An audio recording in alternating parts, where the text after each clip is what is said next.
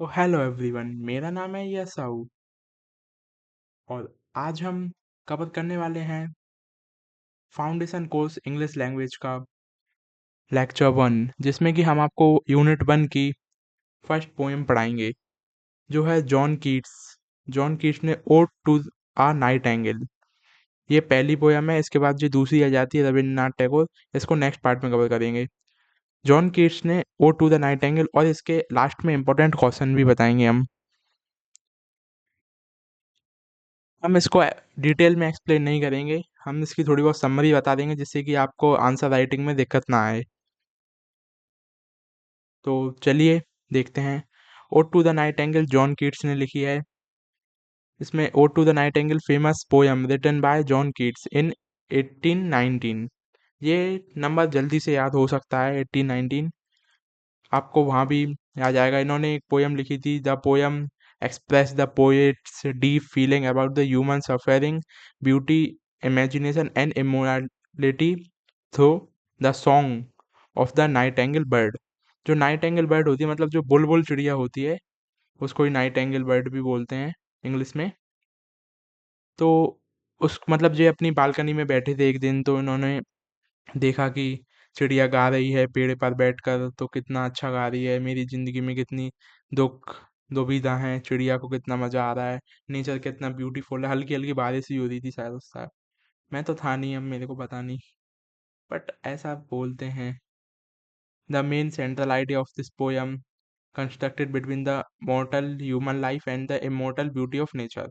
जो मैं आपको अभी बता रहा था, मतलब ह्यूमन लाइफ और नेचर के बीच में ही इन्हें बताया है। ह्यूमन लाइफ, मोर्टल और इमोर्टल, इस ये वर्ड आ रहा है। Human life is full of pain, sorrow and death, मतलब दुख, पीड़ा, दर्द से भरी हुई जो ह्यूमन लाइफ है। बट जो नाइट एंगल सिंबलाइज कर रही है फ्रीडम, जॉय, इंटरनल ब्यूटी उसकी, मतलब जो गा रही है पेड़ पर बैठ कर। इमेजिन करो गाइस, इमेजिन करो। सोचो आप भी एक बालकनी में बैठे हो, ठंडी ठंडी हवा चल रही है, हल्की हल्की सी बारिश हो रही है, और एक चिड़िया आकर पेड़ पर बैठी। गाइस ऐसे ही इमेजिन करके आपको एग्जाम में लिखना है। अभी ज़्यादा डीप में मत जाइए, अभी हम थोड़ा और देखते हैं इसको। आपको ऐसे ही मतलब आप लिखिएगा, एग्जाम खाली छोड़ के मत आइएगा। और आप कोई भी क्वेश्चन आए इस मतलब पोएम से रिलेटेड, आप उसमें ये लिख सकते हो, आपको मार्क्स मिलेंगे, ये मेरी गारंटी है। Poet's feeling in the poem sadness and weariness.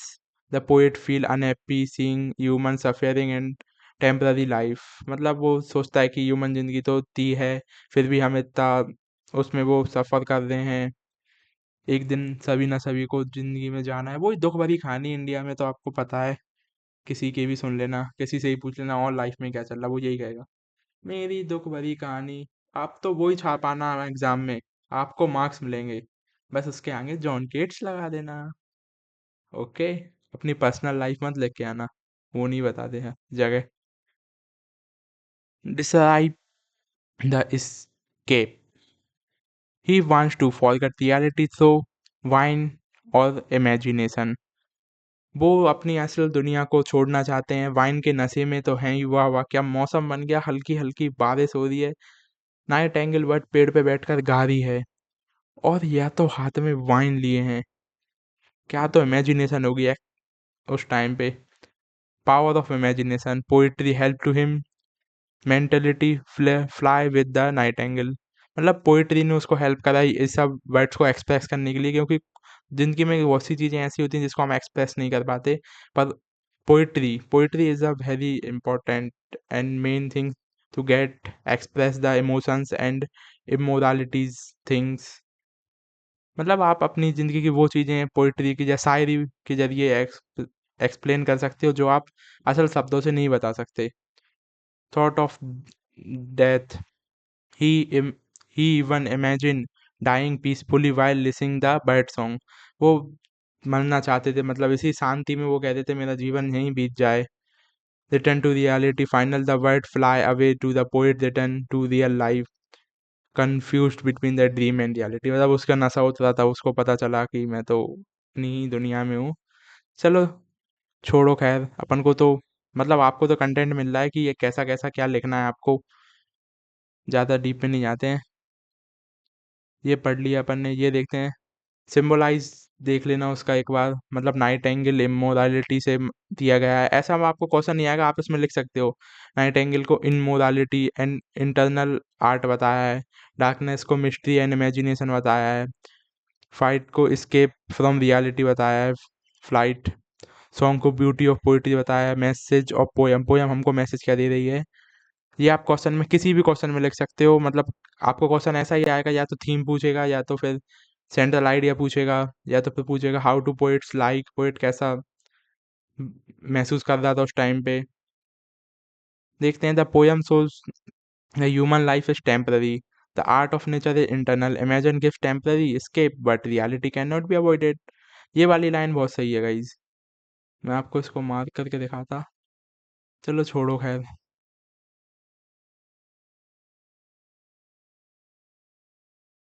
छोड़ते हैं इसको।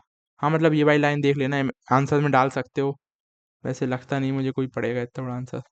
कंक्लूजन देख लेते हैं। Ode to a nightingale beautiful present and the struggle between reality and imagination.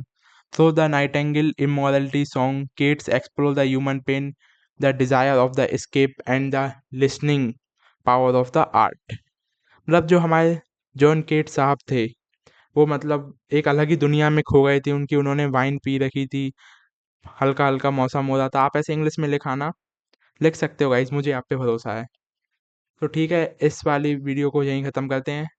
अब मिलते हैं नेक्स्ट पार्ट में। जय हिंद, जय भारत।